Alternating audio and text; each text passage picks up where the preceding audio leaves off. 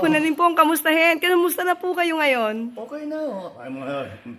Ang giling ng mga doktor ko. Binigyan lang ako ng mga gamot. At saka patuloy pa rin yung aking antibiotics. Pero okay na ako.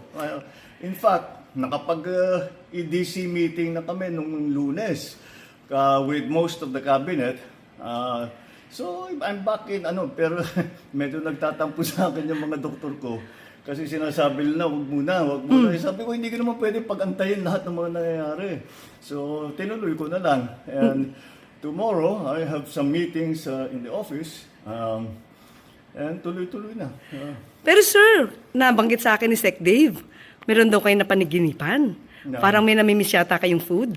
Dahil, ang ano pa rito, kailangan for a few days, hindi ko pwedeng kumain ng solid food para matanggalan ng stress yung bituka mo.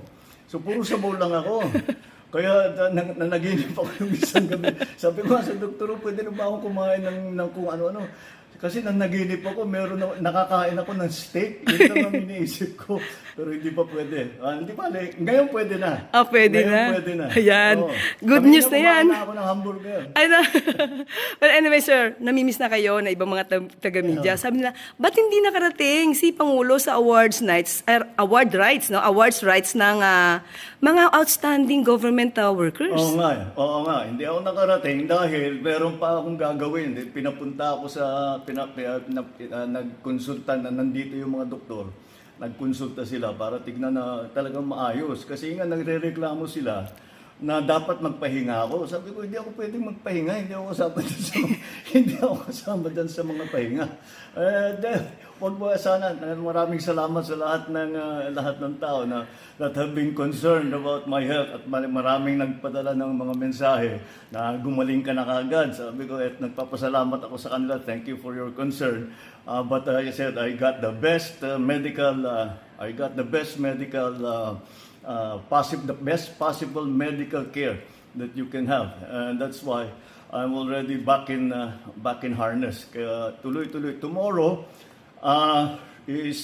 gusto ko nang batiin yung PNP natin dahil bukas PNP anniversary the creation of the PNP, and I wanted to greet them all. In fact, I made a video of that earlier today.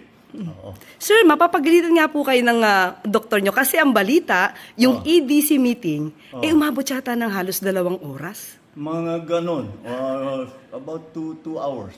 A little more than 2 hours. After the EDC meeting, sir, ano yung maaari nating ibigay na magandang balita sa ating mga kababayan? Well, but ito yung usually ang EDC, this is the Economic Development Council, which is under the DepDev, Department of Development, DepDev. And pinag-uusapan dyan yung mga project na i-approve, na malalaking project na i-approve. O paano kung kailangan palitan yung mga scope of the project, yung cost ng mga project, yun ang pinag-usapan namin, kaya napatagal. Pero usually ganyan talaga yan, 2 oras, kasi hindi pwedeng madaliin yan eh. You cannot rush that because importante masyado, and we're talking about some very important projects. And tinitingnan natin paano babayaran, saan na natin gagawin, etc., etc.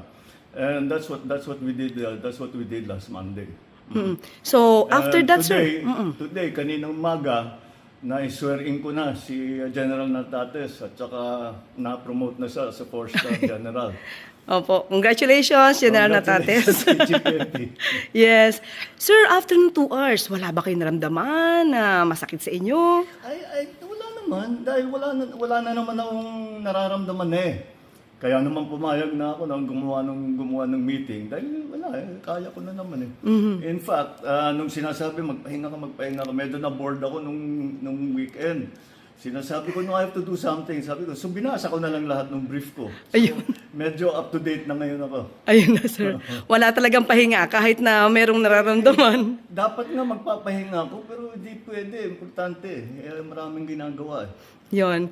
Sir, nabalitaan niyo na po ba itong si Kong Sandro nag-inhibit sa usapin tungkol sa impeachment? Ano po, nag-usap na po ba kayo? Hindi. Ang katotohanan, hindi nabalitaan ko sa news din. Hindi niya sinasabi sa akin. Pero tama yung ginagawa niya. That's very proper. Dahil I'm his father. And siyempre meron siyang bias for me. Kahit pilitin mo na walang bias, meron talaga siyang sana naman magkabias siya, no, dahil sa anak mo siya. But, Pero hindi, sir, eh. Hindi, eh. hindi, pero tama yan. He should recuse himself. He should remove himself from the process so that the process can be seen to be fair and proper. Ayan. Oo. Pero sir, ano ngayon ang masasabi niyo sa ating mga kababayan na nag-aalala sa inyong kalusugan? Ngayon. Don't worry. At yan lang yung yung sinasabi ko noon, yung sinabi ko sa inyo last week. Ito yung mga inaantay na ako mamatay. Huwag kayong excited. Nasumobra na naman ang pagka-excited ninyo. Andito pa ako. I'm running the government. We're doing everything that needs to be done. Walang patid ang trabaho ng gobyerno. Pero sir, marami pong suporta na nagmumula talaga sa ibang mga kababayan natin na pinagdarasal po ang maganda niyong kalusugan, ang maayos na naku, kalusugan. Maraming salamat. Kaya nga nagpapasalamat ako sa kanila dahil nung nabalitaan nga na meron akong diverticulitis, ang daming nagsabi, ay meron din ako niyan. Yung kapatid ko ganyan, yung kaibigan ko ganyan. Ay papasalamat ako sa kanilang lahat dahil napakaganda naman malaman na napakarami na nag-aalala sa akin. Ayan. Alright, thank you sa inyo lahat. Sir, alam niyo ba yung huling video na kinunan ko sa inyo? Akala ng iba, sa ganda yata ng pagkakagawa ko dito, using my cellphone, AI. Baka naman pwedeng magpa-selfie na lang ako, sir. Kaya ba, sir? Ayan, ayan ako. Hello po, para... Hindi to AI. Hindi to Wow, AI. namayo talaga ako. Oh, ako, sir, hindi. Kasi galing ako Ikaw sa... hindi. Namayat ako dahil nga puro sabaw for 3 days. For 3 days. Pero saka, sir, Kaya naginip na nga ako ng steak. perfect. Pero sir, galing kasi kami sa Pasig River Esplanade. Oo. Kaya sabi ko, naku, pupunta ako kay Pangulo, amoy yata ako barbecue. Saka mga fishballs, ang dami po. Ang dami po nating kababayan na namasyan ngayon. Kasi Maganda. kahapon yung ribbon cutting Ribbon ni cutting. FL. Oo, oo, So, ayan oo. po. So, hindi po to Yan AI. yan yung talagang tinututukan niya. Opo. Oo. So, okay na po, sir. Thank you sige, po. Thank sige. you po. At Salamat, napagbigyan nyo ang aking request na makasama kayo ngayon. Thank you po. Sige, thank you, Claire. Maraming salamat. Magandang gabi po sa inyo lahat.